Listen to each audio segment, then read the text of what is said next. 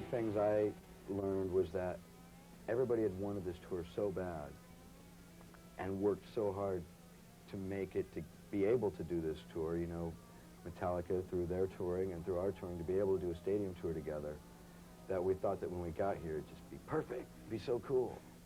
Well, it kind of turned out to be that, wait a minute, this is so cool that why shouldn't this be the hardest thing we've ever done?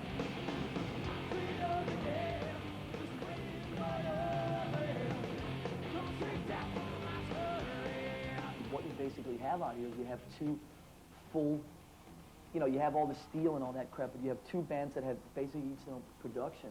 We have our whole thing with the mirrors and the snake pit and drum kit and flip around everywhere and all that kind of crap. We have a horn section now, and we've had for a while. And another, we have Teddy Andriadas, he plays harmonica and keyboards as well. So we have that. We have backup singers.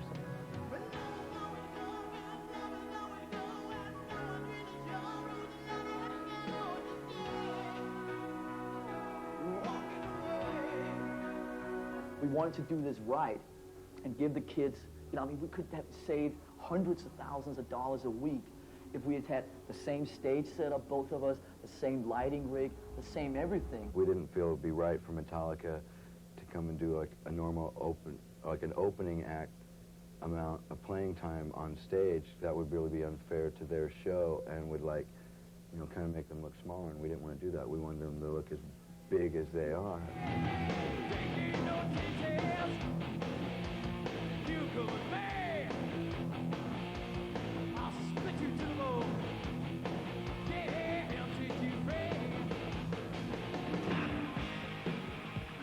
Now I'm on stage with Duff McKagan. It's a couple hours before the show, and Duff's going to take us around back here to show us how this stage set is actually put together. After Metallica goes off, it can take up to about 2 hours for their stage set to be ready. And Duff's going to show us what they're actually doing during that time. I don't know ready? I don't know how they do it. You better know. I'll wing it. Welcome to the jungle. We got fun and games. This is Axl. That's, yeah, Axl. And the reason it says no smoking is because oxygen tank. What do you do to keep your voice in good shape? Do you drink honey and tea, or what's this? Ginger? Honey and tea. Honey and tea. How many things do you keep with you on stage? I have 3. Are they tuned differently? Or No. they're exactly the same? I've broken like 6 of them. That's a monitor board. These guys get fired most often. These guys. Let's walk out there. Come on. Hi, John.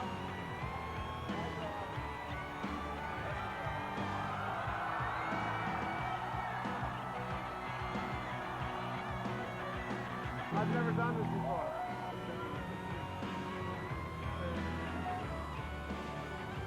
It's Teddy's washboard. Isn't that cool? And this is my stuff.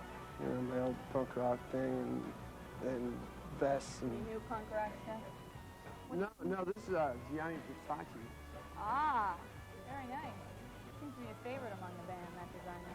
Yeah, and he loves us too. It's Slash's stuff.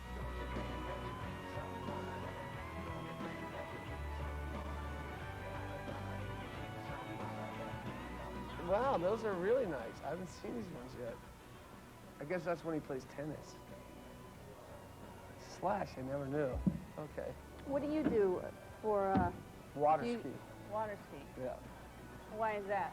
Have 'Cause you I always love it. water skied, or is this Yeah, a I new was thing? like in the, no, I was in like in the competition water ski. Really? You know, yeah, I used to be really active in sports and you know, I used to play football and I was in Gold Gloves, boxing, baseball and basketball. Then how'd you end up in a band? Um, How did you have time to learn how to I play don't guitar? know. Help me. I don't know.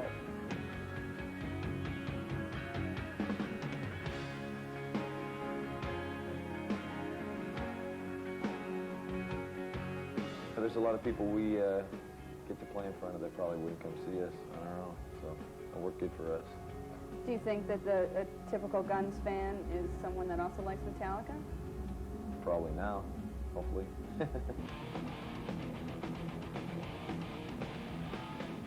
This tour is a perfect example of, you know, there's a great package. You're not going to never ever see this, you know. With session or not, nobody's going to miss this.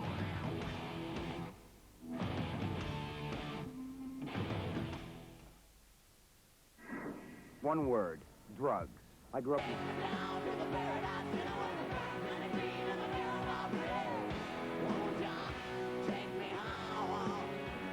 When you say to people, you know, we're out, you know, co-headlining with Guns N' Roses, you guys out with Guns N' Roses, and then you get the next minute or two, you get everything that just is like the bad stuff.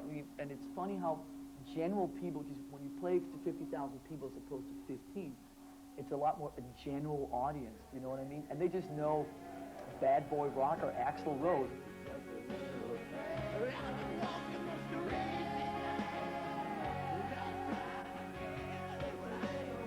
He's been really easy going about a lot of this stuff lately, so to give credit where credit's due, I know what his reputation is. How do you think that he's changing, though? Is he He's just seen been a as lot more positive and a lot more willing to deal with sort of the possible technical pitfalls. Instead of like shying away from it and just getting pissed off and making it worse, he actually is into making everything better.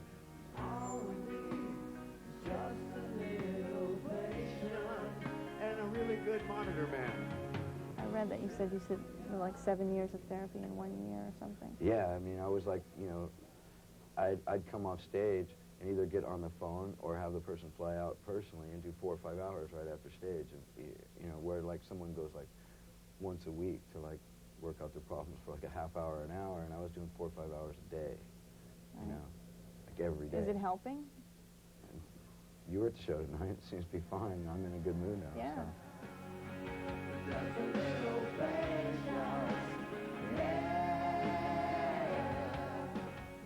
Any negative aspect, they got to turn into something bigger. Like if we did a long show, and you know, we did a show where we played like 3.5 hours in one of the Carolinas, North Carolina or something, like Greensboro, North Carolina.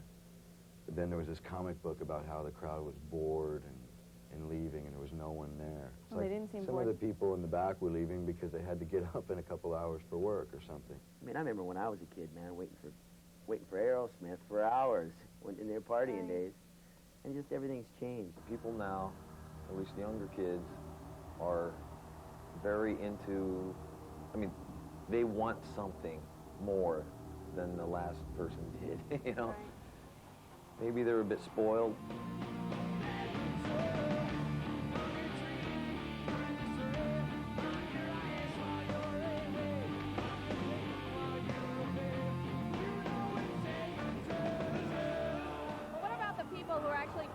Come see Guns N' Roses and Metallica play. We wanted to find out what they thought of the show, so we sent the not-so-objective reporter, guns guitarist Gilby Clark, to find out. First of all, have you guys ever been backstage before? No, never. So is this what you expected? No. Not really. What did you guys expect? Naked girls, stuff like that? Exactly. That's why you guys are here, you know?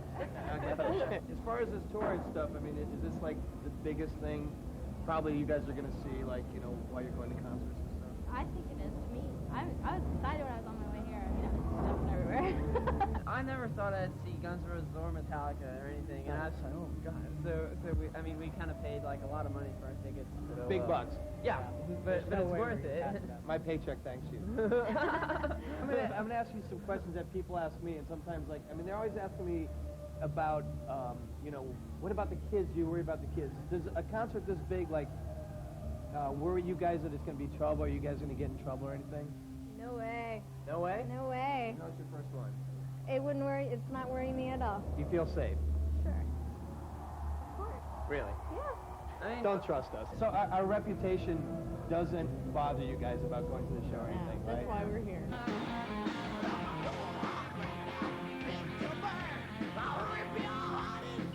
What do you think of Houston? Houston is a pretty wild town. We try to, like, you know, extend our trip. Whenever we come to Texas, we like hanging in Texas. What's your favorite city? Probably one of my favorite cities is New Orleans. In America, anyway. It's a really strange place. I don't think there's, like, another city in the world like New Orleans.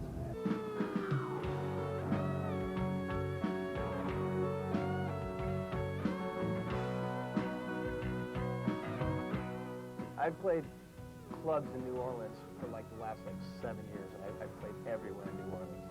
Every time I played there, we made that joke. Oh yeah, we're playing the Superdome. And then when we just drove in to play it, it's like we're looking at it, we really are playing it. Well, I hear also when you were in New Orleans, as sort of the antithesis of the Superdome, you went to a small club and just got on stage. Yeah, we always do that. You do? Yeah. And some kid came over, and there was a club next door, and he said, you want to jam with our band? I'm like, yeah, great. I don't love sitting around my hotel room doing nothing. If I was going to pick something to spend my time with that I like doing, it would be playing. So Do you miss playing smaller places? No, because I do it all the time now. Right. I mean,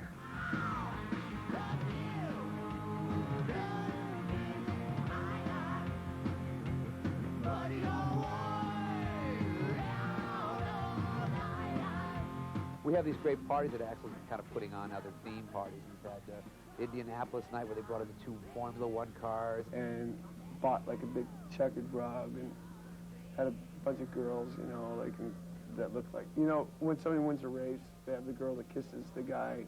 Is this the room where it would be? No. No, okay. I think the theme party would be, where is it? Not there. We had voodoo night, and we had a Roman like orgy type night, a toga party, and they had these big muscle guys bringing in a pig, roasted pig, at 4 in the morning, of course. You know, who wants to eat a roasted pig? And the one in Disney where all that went around wearing mouse ears. Basically what it is, you know, this tour for us is like the ultimate thing, you know, and we're going to take advantage of it in every way. So it's like we want to... These stadiums and stuff like that, every show has kind of a different personality. And, you know, when we played in Pittsburgh, for instance, the whole time we were on stage, it was just pissing down. And... Raining? Yeah, yeah, raining. And, you know, for like 2.5 hours, you're just out there in these, like, storms and stuff. And it really created, like, a great vibe. New York shows went really good. Why? It just happened, I guess. And when we're on later in the night, you know, when it's all dark, you get to utilize your lights more.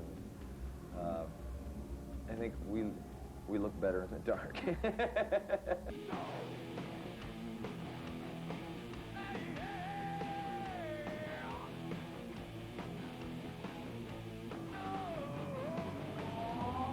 You mentioned Giant Stadium. The first night was a really good show. Was that because the fans were nuts? Was that because... they weren't nuts. There was just more energy coming off of them. And I think a lot of it to do is with Baz and Mike Monroe were standing on the side of the stage, and that made me really happy. And it was just like, you know, just go off. I was really happy that they were there. Who's Baz? Sebastian. Sebastian. Yeah. Okay. And Mike Monroe. And that just made me like just work harder. I really liked that. And the second night in Giant Stadium was, you know, I got hit with a couple things, a couple different times. Once when I was like thanking the crowd, and then I got hit later, and it was just kind of like, no, I'm not going to allow this.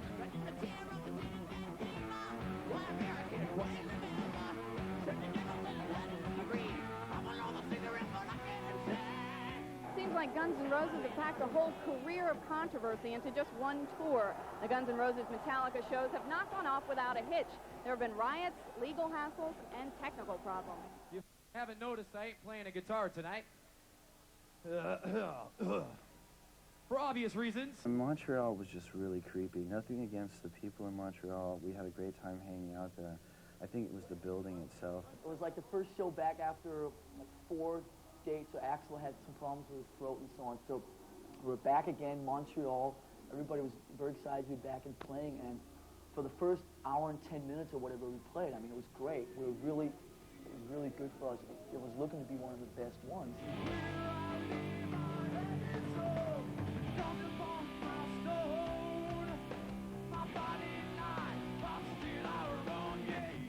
Basically, our pyro guy will come in and say, you know, if something's going to be changed.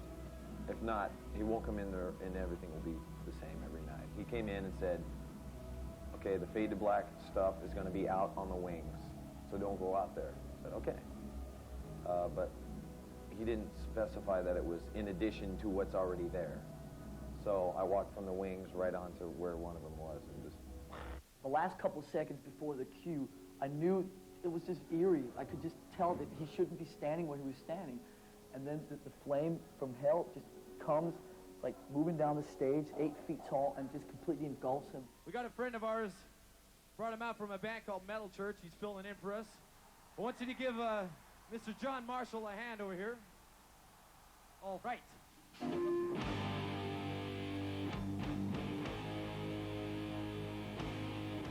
So how are you? What is the prognosis with your arm? Let's get that over with. Sucks. I mean, It's burnt.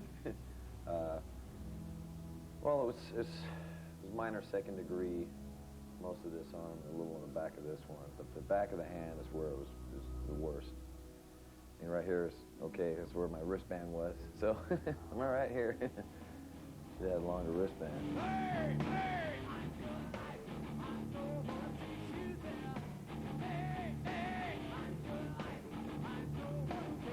When I left the hotel and they said James was burnt, I knew so. I just felt it. It just felt wrong.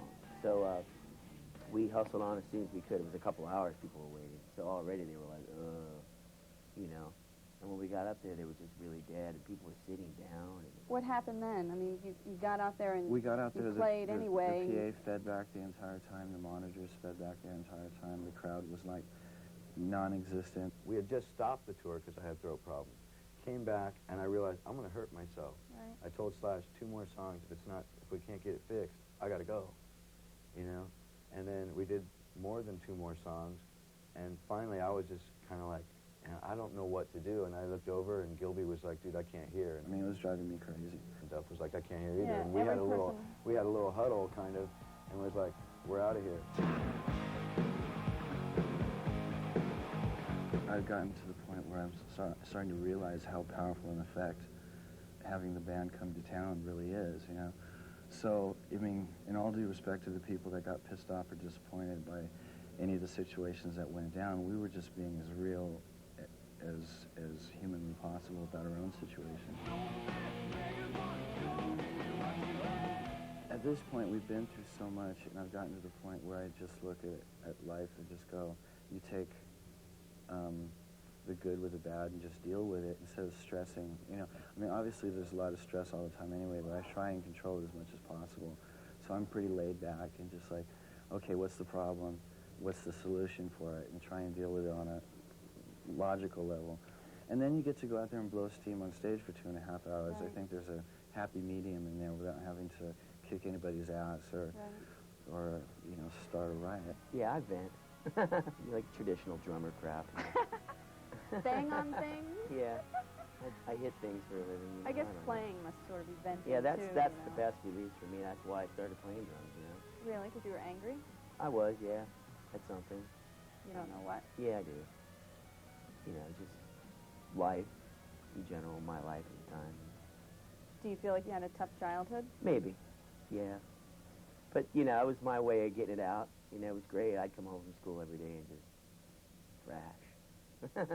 And right after that, I'd feel really good and mellow and just, you know. Therapeutic. Very therapeutic. Do you do I'd say for anybody out there that, like let's say people down in, like, East L.A. that want to go out and beat somebody up, they should just buy a drum kit or something, you know? Really. Beat on a drum. Don't beat on each other or something. I think that'd be a great motto for the world. You know, everybody buy a drum set.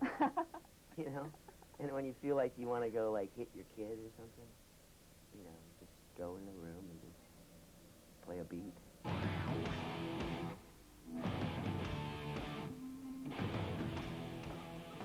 Is there a physical regimen that you go through before you go on stage? Do you do anything special? If I notice that I'm getting run down, if I notice I have a show where I'm really tired, then I get back into a workout program. And I have like this special machine called a ROM that you can do a half-hour workout in 4 minutes. You know, it's like this thing some scientist built in UCLA. And I have that on the road, and I use that. We work with a chiropractor who, you know, little by little, you know, he helps keep all the muscles in tune and everything. You know, I'm on a vitamin program and stuff like that, basically just general health, but something I've never concentrated on, and this show, the way we perform, demands it.